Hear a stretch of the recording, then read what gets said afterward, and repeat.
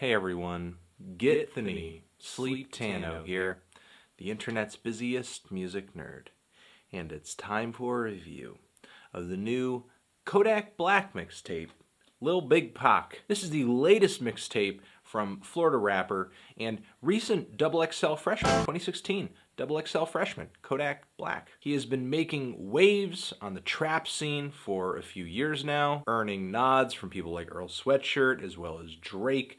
He's featured with artists such as French Montana as well, and Ray And this year, I haven't been as disappointed in the XXL list as I had in the past few years. I mean, there were a handful of artists whose future material I definitely look forward to.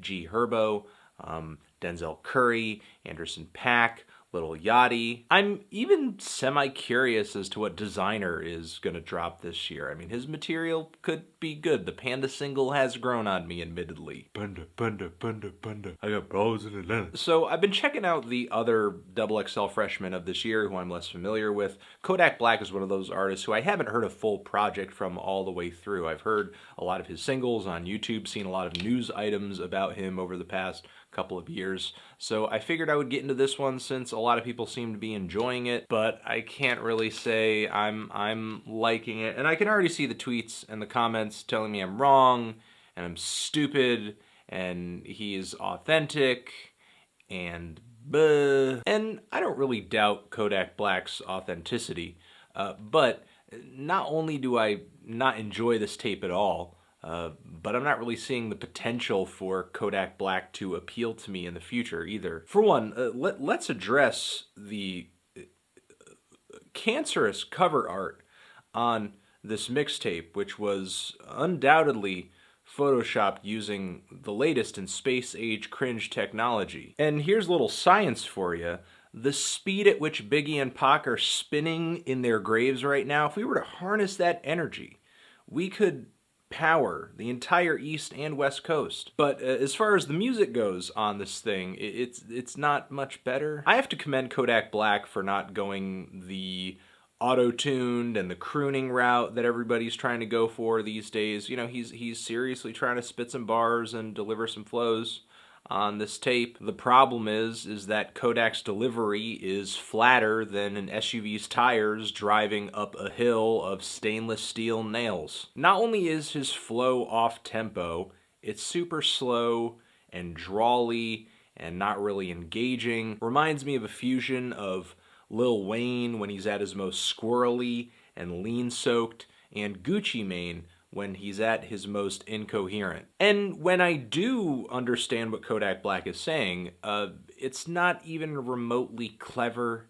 or catchy. There was one line on here about him sort of like dropping Molly into a birthday cake, or making just like putting Molly into the recipe, or putting a little bit of codeine in the Minute Maid. One moment where a doctor was telling him to eat his veggies, so he's now smoking broccoli. A lot of food to drug references. One line that kind of confused me about he's sorry about forgetting about someone's birthday, but then he doesn't give a fuck about a birthday, or someone doesn't give a fuck about a birthday. I honestly have a hard time focusing on the lyrics because on tracks like Today, Kodak Black barely sounds alive. Like, there should be EMTs on standby at the studio because he sounds like he's just about to pass out. Sometimes, just how low-key his vocals are and just how slow and off-kilter they are becomes a hilarious contrast from the beat, which can be very punchy and commercial, maybe even might have a very bright,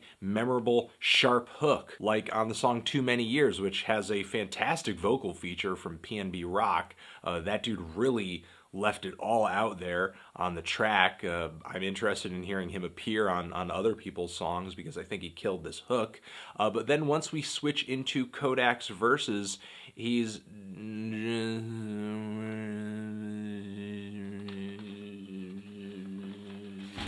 on this track, Kodak sounds almost like a parody of Gangstalicious from the Boondocks, but with like a blood alcohol level of 0.24. There was one line on the song Bank where he's like, I be painting pictures, but I picture paint.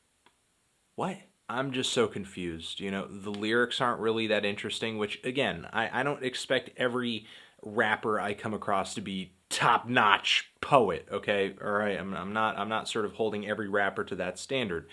But I'm not really seeing the appeal outside of the lyrics. You know, is his voice charismatic and attention grabbing and exciting to listen to? Not really. He sounds half asleep. The production a lot of the time is the best thing about these tracks, and even that isn't very consistent. Like on the song Perp, for example, this track features these tinny, high-pitched synth leads that kind of hurt my ears, and they aren't mixed into the beat all that well. I think there's just a lot of missed opportunities on this tape. You know, occasionally I can hear allusions to the life that Kodak leads, and mentions of his mother and what he's sort of seen and experienced over his life. There are occasionally moments where in his delivery I hear a bit of emotion too. The sad thing is just that none of it comes together into a coherent set of bars or songs. There was one line that kind of stuck out to me where he said, "You don't have to like my music, but you'll respect me, or you have to respect me."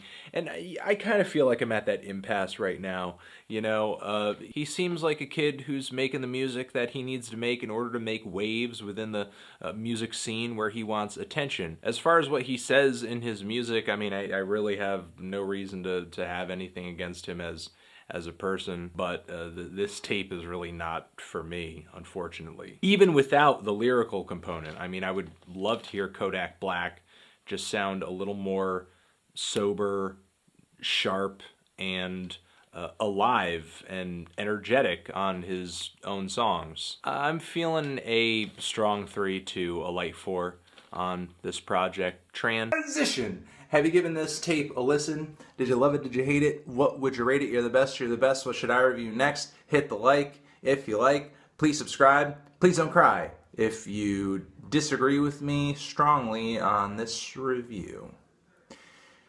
Appreciate ya forever.